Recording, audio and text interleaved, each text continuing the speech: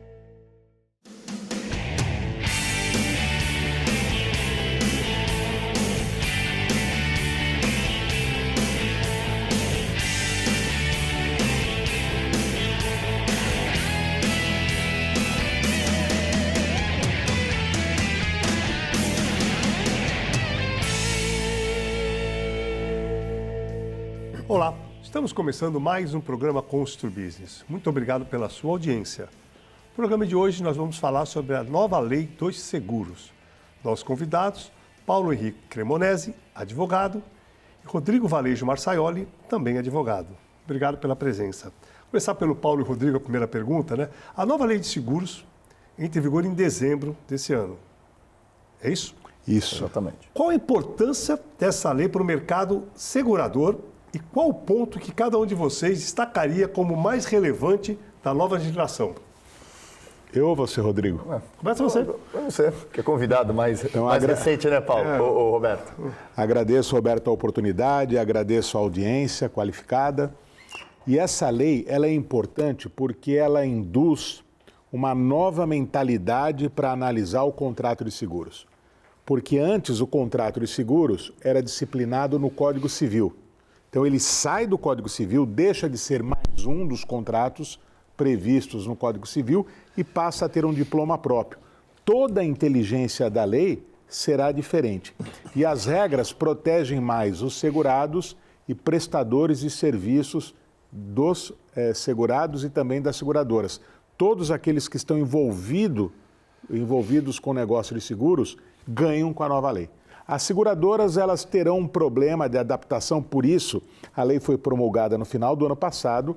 Há o que se chama em direito de vacatio legis, é um período de adaptação que o legislador determinou de um ano e dia 11 de dezembro ela estará em vigor, já regulando as novas relações de seguros. Essa lei de seguro vale para qualquer tipo de seguro? Qualquer seguro tipo de saúde, predial, seguro de carro, qualquer tipo. Esse é um programa direcionado ao público em geral, mas principalmente, até pelo nome, aos construtores. Todo aquele que exerce a atividade de construção, direta ou indiretamente, qualquer prestador de serviços do segmento, precisa estar amparado por apólice de seguros. Porque é uma atividade de risco por excelência, é uma atividade fundamental para a economia do país, insisto nisso, assim como os seguros, e é uma atividade que está ligada ao desenvolvimento. Quanto mais forte for o setor de construção, mais a economia de um país está saudável. Então é fundamental a proteção de seguros. E agora, com a nova lei, muitas situações complexas do passado, em que as seguradoras até se viam obrigadas a negar indenizações, com esse desenho geral da nova lei, penso que a situação ficará mais confortável para os segurados. Não quer dizer que as seguradoras não terão proteção. Sim, elas terão. O segurado não poderá agravar o risco de forma continuada, o segurado terá que pagar o prêmio, o segurado tem o dever de informação, o mais amplo e preciso possível, mas ele também terá elementos de proteção legais muito mais fortes do que antes. Eu já aproveito a pergunta, depois o Rodrigo vai falar também, vocês vão conversar com essa pergunta para os dois, né? Falar os pontos que vocês sacariam e tal. Mas isso quanto vai doer no bolso da pessoa que contrata ou da empresa que contrata seguro? Porque isso tudo vai ser bom para quem está contratando seguro, mas com certeza ninguém dá almoço de graça. Isso vai ter um preço, né? Quanto isso vai encarecer? Já tem um estudo de quanto isso vai ficar mais caro? Pode ir. Olha, não é um estudo geral, mas já existem estudos pontuais, a depender do segmento. Para o segmento da construção, os seguros de erro de projeto, erro de engenharia, não acredito que haverá um aumento substancial. Acredito, e essa é a carteira que eu trabalho mais de perto, eu sou advogado das seguradoras, que haverá um impacto na carteira do seguro de transporte de cargas. Sim, porque tem muitos assaltos. O seguro também varia muito em função da realidade. Do que acontece, do que é ocorrido, dos assaltos. Tipo, um carro tem mais assalto, um carro tem mais incidência, esse carro aumenta o seguro. É claro. O jovem tem mais probabilidade, então aumenta o seguro do jovem, e aí vai. Né? Um exemplo, você foi muito feliz com a questão do seguro de automóveis e o jovem. O jovem, muitas vezes, se bem que a geração atual já é um pouco diferente, mas o jovem entende, principalmente os rapazes, que o carro é uma espécie de extensão da sua identidade, da sua virilidade. Então, ele é mais suscetível aos acidentes do que um homem maduro. As mulheres, elas são, até quando havia aquela piadinha boba sobre a mulher ao volante, uma grande injustiça. Além da piada ser boba, uma injustiça. Porque as mulheres quase não causam sinistros. E quando causam, são sinistros de pequena monta. Então, são os homens os protagonistas, principalmente aqueles que estão na faixa dos 18 aos 25 anos. O setor de construção, ele é um setor cheio de protocolos. Então, é um setor que causa pouco sinistro, mas é uma atividade de risco. E quando causa, o sinistro é monstruoso, é de grande valor. O sinistro que a gente causa, depois o Rodrigo vai falar que está aqui quietinho já há um tempão, mas assim, o sinistro que a gente causa, eu já vou passar até depois para o Rodrigo, é muito em função das fundações. Quando você retira a água do teu subsolo, e você faz um muro de arrimo, você dificilmente não causa algum problema. Por melhor que seja a técnica, ainda você pode causar pequenos transtornos nos vizinhos, rachadura dos pisos dos vizinhos, os muros, a confecção dos muros, algumas coisas em decorrência da fundação. É lógico, não estou falando em catástrofe do vizinho afundar, não. Pequenos sinistros. O resto pode ser um material que furou a rede, que caiu, bateu numa rede de proteção e foi para baixo, para fora. Mas, normalmente, ou um seguro de pessoal mesmo, né, que é mão de obra da construção civil, às vezes escapa o seguro, mas, normalmente, os seguros são esses. Alguns seguros, por exemplo, de erro de projeto, são seguros mais graves, são raríssimos. Né? Tem, mas não é com tanta constância, né? Mas eu já falei demais, deixa o Rodrigo. Vou falar para o Rodrigo. Eu fico entusiasmado com seguros. É isso. Então, eu quero saber os pontos, Rodrigo, que você, como advogado, né? O Paulo é advogado das seguradoras e você é advogado dos clientes, vamos dizer assim, do público geral, né? Então, que ponto? Eu queria que vocês comentassem os pontos, né, que vocês destacariam como mais relevantes aí nessa nova legislação. Se tem algum ponto assim específico. Bom dia, Roberto, Paulo, telespectadores aí, internautas que às vezes acompanham aqui o programa. Prazer estar aqui com você novamente.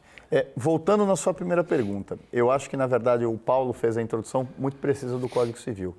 Mas o Código Civil era muito pobre na disposição. Né? Agora nós temos uma nova lei, muito mais rica, muito mais efetiva, procurando transformar o que a jurisprudência, ou seja, o que os tribunais vinham decidindo, de uma forma a melhor regular o mercado. Essa é a minha opinião no geral. Eu acho que o principal ponto que surgiu, eu diria que foi a redefinição da figura do segurado.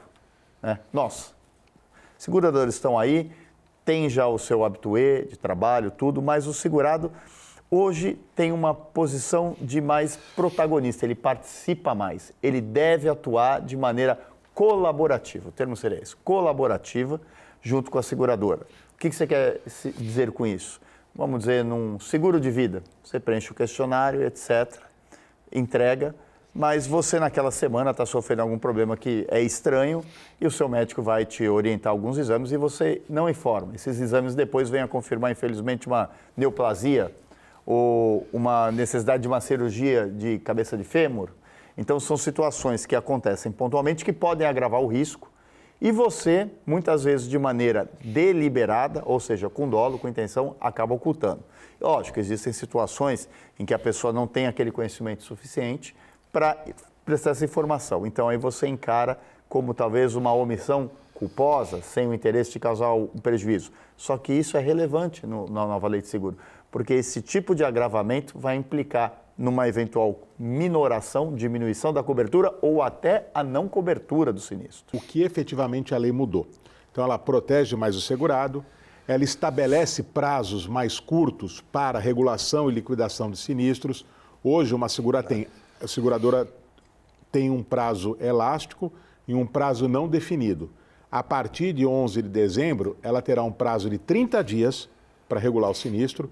Eventualmente, esse prazo poderá ser dilatado havendo uma causa fundante para isso, e depois mais 30 dias para a liquidação. Em tese, no máximo, uma seguradora terá que pagar a indenização de sinistro ou negar em 1 mês, em 2 meses. Ela terá 2 meses no máximo para isso. E nos sinistros dos seguros, os sinistros dos seguros mais leves, vamos chamar assim, de menor envergadura econômica ou de mais simplicidade, tudo também será mais rapidamente trabalhado. Então, essa é uma mudança fundamental. A outra que ele falou, e que você também colocou e tem a ver com a sua pergunta, é o seguinte: o agravamento de risco sempre foi causa para a negativa do pagamento de indenização. E tinha que ser trabalhado e tinha que ser provado pela seguradora. Só que agora a lei coloca uma palavra a mais. E que nós, advogados que trabalhamos para as seguradoras, teremos que nos defrontar com isso a partir de 11 de dezembro, que é o continuado. Então, aquele exemplo, voltando, o segurado agiu de boa fé e disse: só eu dirigirei. Mas, num dia, por uma pressão familiar, ele emprestou o carro para a filha. A filha causou o sinistro. Não se pode falar que ele necessariamente desrespeitou a apólice de seguros ou que foi um agravamento continuado. Então, haverá uma discussão em torno disso, porque, segundo a letra fria da lei, o agravamento terá que ser doloso e continuado. E, às vezes, permitir que outra pessoa dirija por um dia necessariamente não configura nem esse dolo, essa maldade intencional de ferir o contrato de seguro, até porque o pai não emprestou o carro esperando que a filha fosse protagonizar um sinistro, e também não é algo continuado. Qual vai ser o enfrentamento disso? É difícil fazer um prognóstico.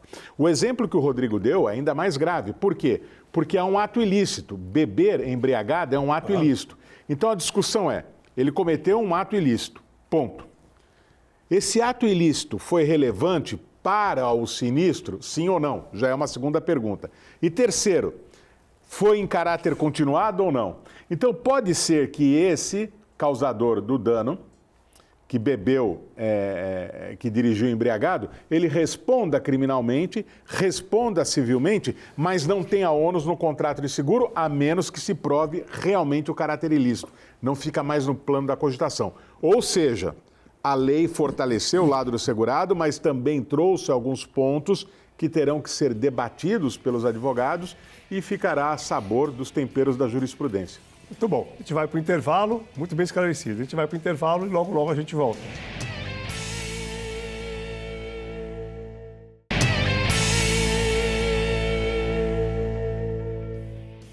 Estamos de volta para o último bloco do programa Constru Business. Hoje o assunto é Nova Lei dos Seguros. Nossos convidados, Paulo Henrique Cremonesi, advogado, e Rodrigo Valejo Marçaioli, advogado. Rodrigo, a lei traz reflexos imediatos das jurisprudências ou será preciso algum tempo até que os tribunais consolidem esses entendimentos? Como é que vai funcionar isso, né? O Paulo já explicou rapidamente, porque há um entendimento, teve um prazo de 1 ano para a lei funcionar. Como vai funcionar isso, né? Olha, Roberto, eu vou falar primeiro no genérico, depois vou pontuar uma situação da nova lei. No genérico, a jurisprudência ela sempre é um moderador, um norte para a questão da interpretação da lei. Mas lei, o Paulo usou um termo muito feliz, ela veio uma letra fria. Então, você precisa interpretá-la e aplicar aos casos práticos do dia a dia, né? Então, a jurisprudência, eu acredito que ela vai viver numa constante evolução no sentido de interpretação da norma. Ela vai demorar, até hoje, no Código Civil de 2002, nós temos evoluções e novidades, mudanças de posição. Nós estamos falando de jurisprudência da lei atual, né? Porque jurisprudência da antiga não vale, se sair uma lei nova ou vale. Aí é o ponto que eu ia te falar com relação à nova lei de seguro. Isso é um campo cinzento ainda na discussão, porque nós já vemos aí na parte dos especialistas da área, os doutrinadores, e dentre os doutrinadores de respeito eu coloco o Paulo Cremonesi, que é um expert na área, no seguinte sentido: olhe, a nova lei ela entra imediatamente em vigor e já abarca os fatos anteriores. A nova lei vai ter efeito sobre o contrato de seguro que você fez, por exemplo, para o Ilha de Paros, que é um empreendimento seu. Ela já vale para ele ou não? Os fatos anteriores vão ser respondidos? Hein? Então, e aí, o que vai ser?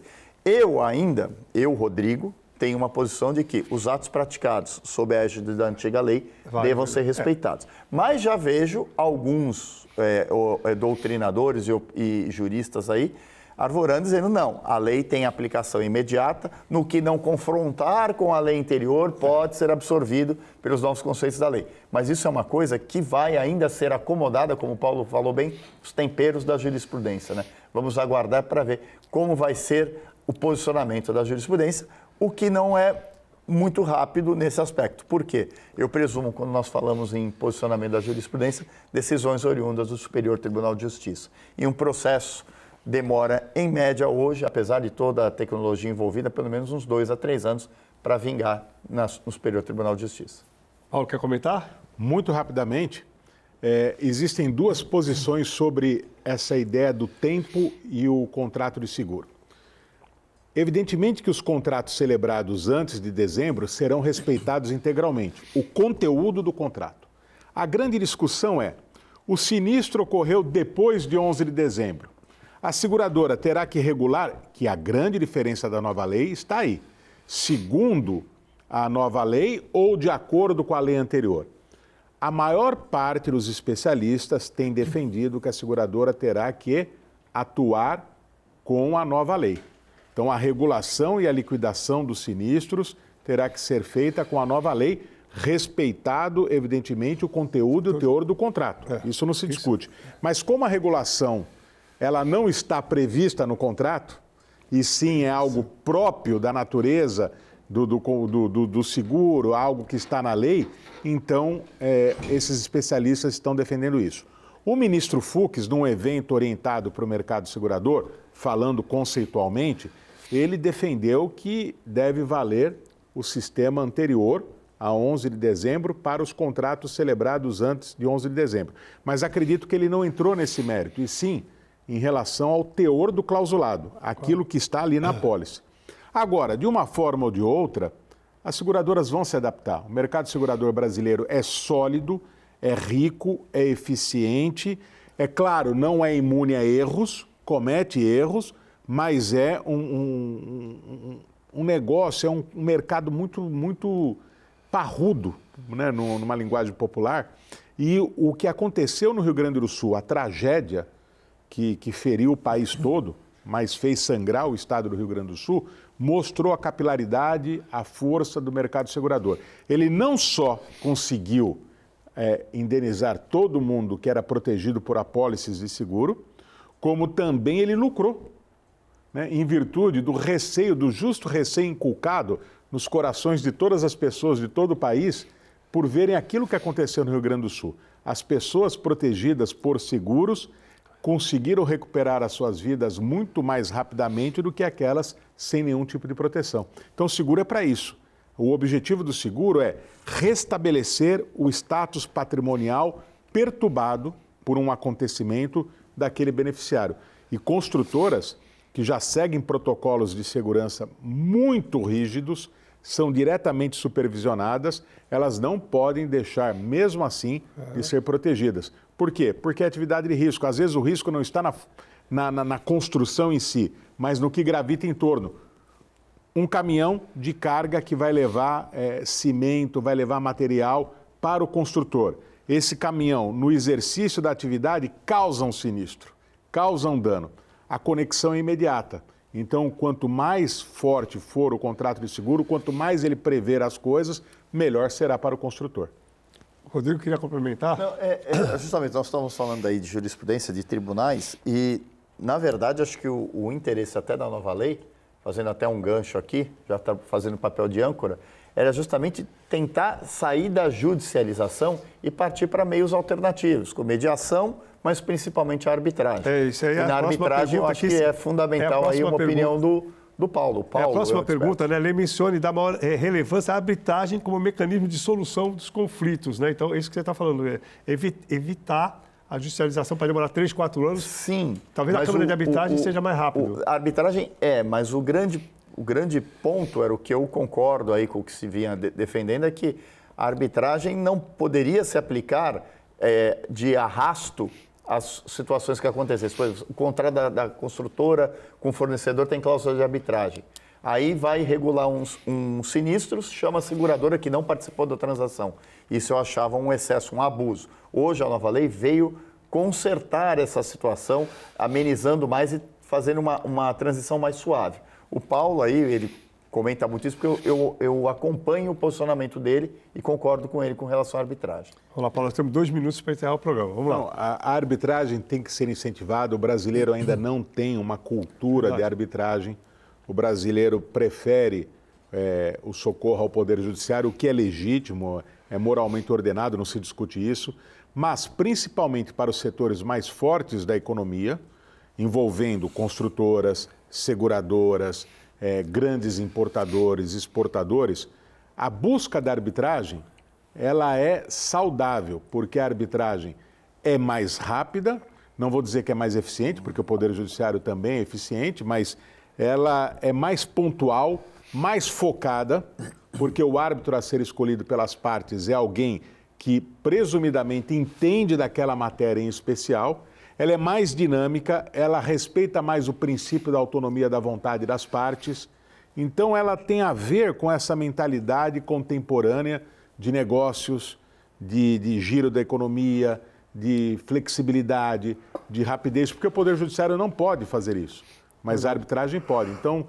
a nova lei privilegiou a arbitragem no Brasil, então os contratos de seguros poderão ter cláusulas de arbitragem mais substanciais do que antes, e situações como a que o Rodrigo expôs, é apenas no sentido de um contrato envolvendo uma construtora e um fornecedor e, de repente, arrastar a seguradora que não fazia parte dele.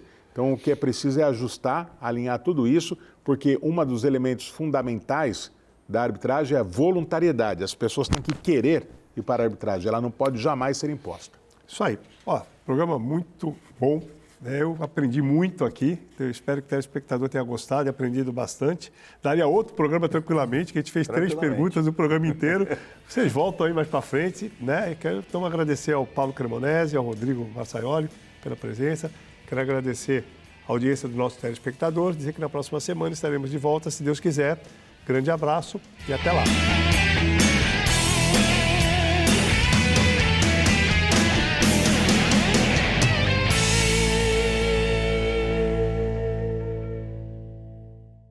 Programa Constru Business. Oferecimento ING Plus Construtora e Incorporadora.